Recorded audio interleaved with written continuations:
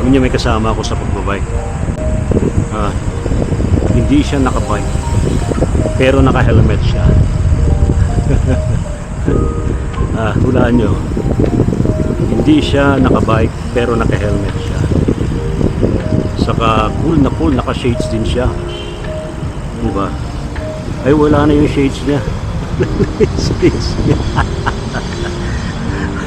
Dati may shades too.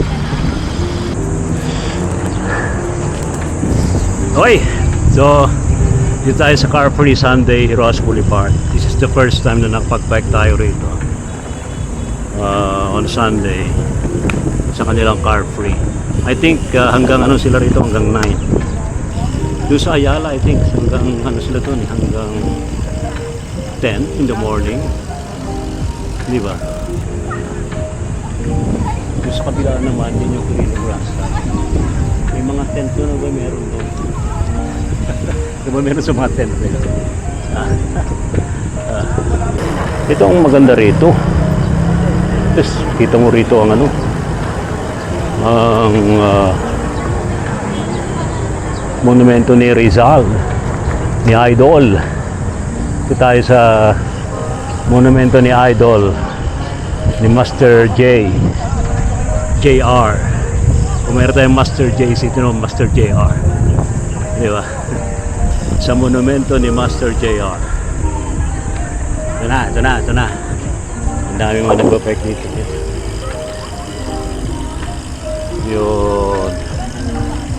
Yun. Ayos, di ba? Oh. Ayun. Ang monumento ni Master JR. Alam po ninyo, pina-appreciate natin itong ganitong mga Car Free Sundays.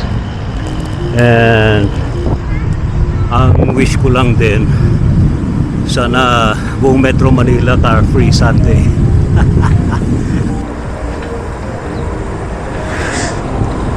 Para ano lang, compared sa Ayala, mas kukunti mga tao dito, diba? Shoutout nga pala kay ano, kay Ver on bike.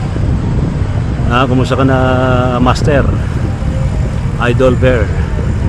And shoutout din kay ano, yung mga ano, taga MBC Media Bikers. Sana kayo, hindi na kayo nagbabike.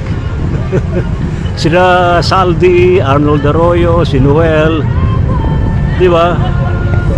Kumusta na kayo? So I think it's about time na magbalik sa bike.